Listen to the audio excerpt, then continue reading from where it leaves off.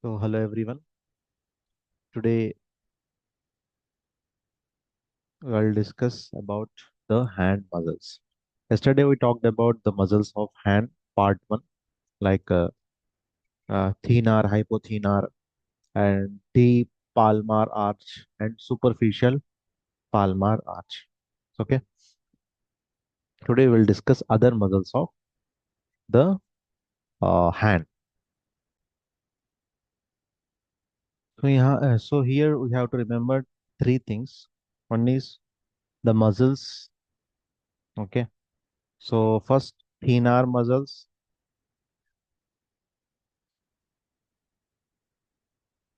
We discussed hypothenar muscles. Next, we have lumbricals. We will discuss today lumbricals. Next is dorsal or palmar interosseous.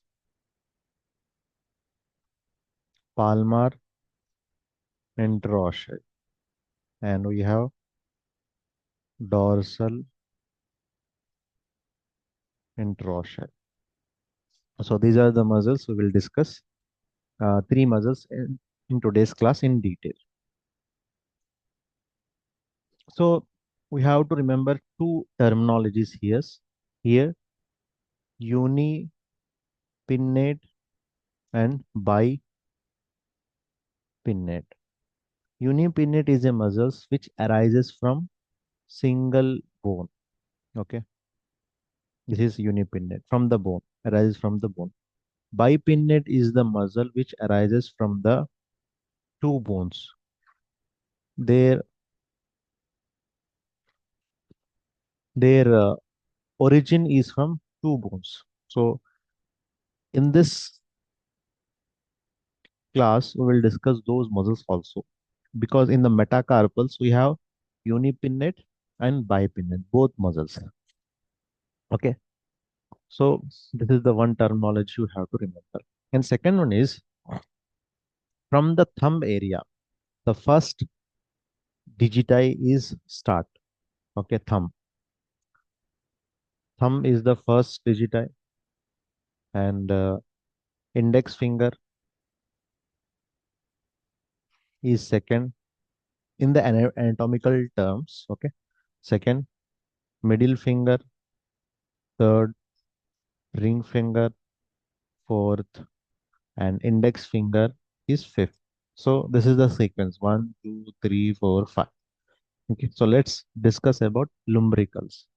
So this is the muscles, lumbricals. So when we remove the thenar, hypothenar, skin, superficial, so these are the thenar muscles. These are the hypothenars. Okay, these are thenar, hypothenar. If you remove the skin and fascia, then you will able to see the lumbricals. Okay, we have four lumbricals here. One, two, three, and four. You have the numbering also: one, two, three. Four lumbricals are there.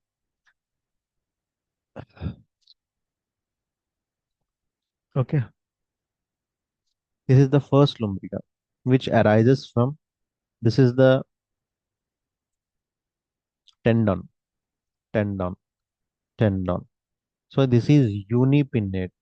This is arising from the tendon. Okay, from the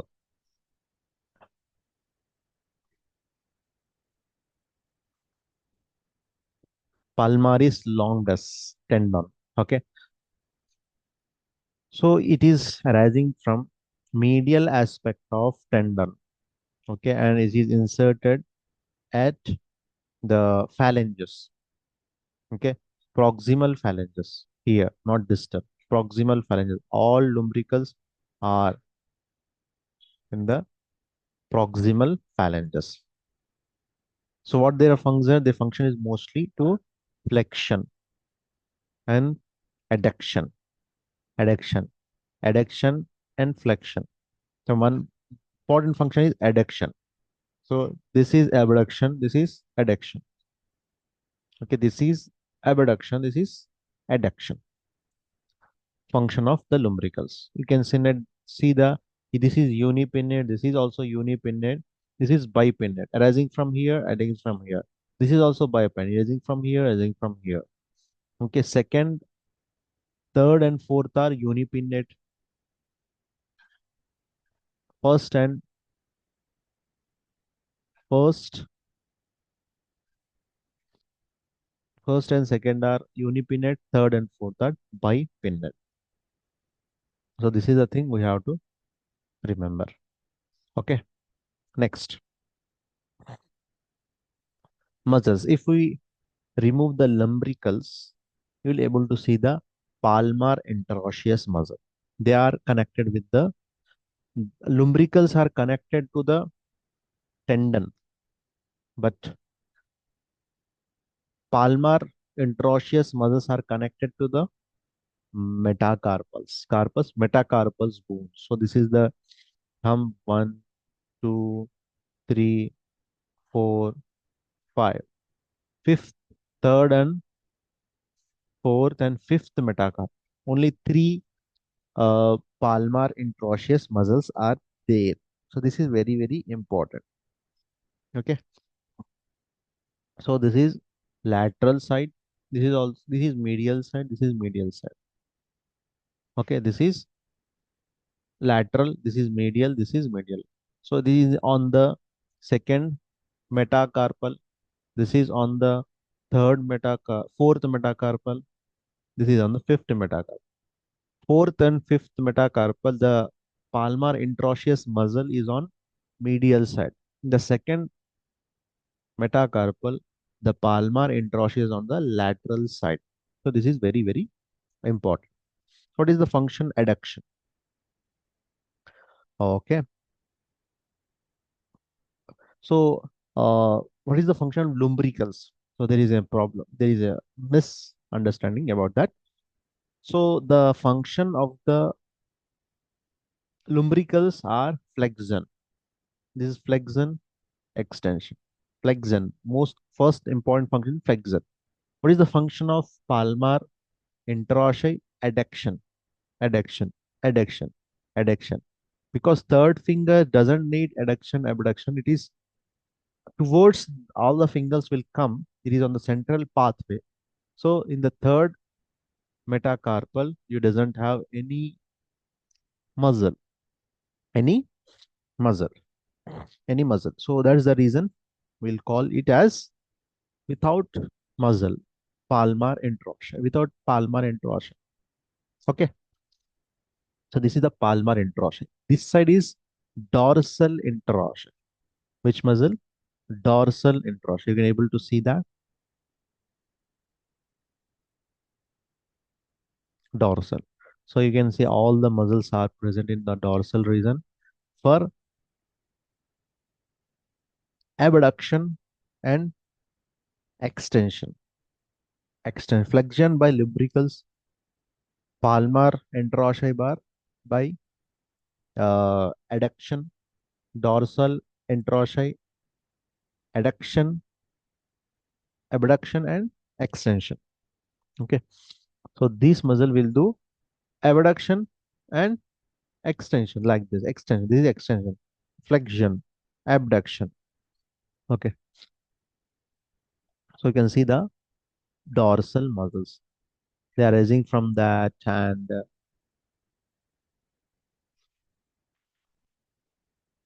okay. So these are the lumbricals. Lumbricals are proximal ends, but dorsal interosseous muscles, palmar interosseous muscles are they attach on the distal phalanges. Their insertion at distal phalanges for what to do for adduction. Same cheese, same thing. Dorsal interosseous they are on the distal phalanges on dorsal side for adduction. Abduction, adduction by palmar interosseous. Okay, flexion by lumbricals. Okay, what are the functions? So we'll write here. First is flexion. Who will do flexion? lumbricals. Second is palmar interossei. Palmar interossei. They will do adduction. Dorsal interossei. Abduction and extension. It is very important. Abduction and extension. This is adduction. This is adduction. So this is all about all the muscles of hands. So we discussed all the muscles from the upper limb to hand. All the muscles are covered. Now we have nerves. We'll discuss about nerves. Okay, median nerve, ulnar nerve, and radial nerve. Then brachial artery. So and joints, shoulder joint and elbow joint. These five lectures are remaining. So we'll discuss in coming classes. Okay. So thank you. Thank you.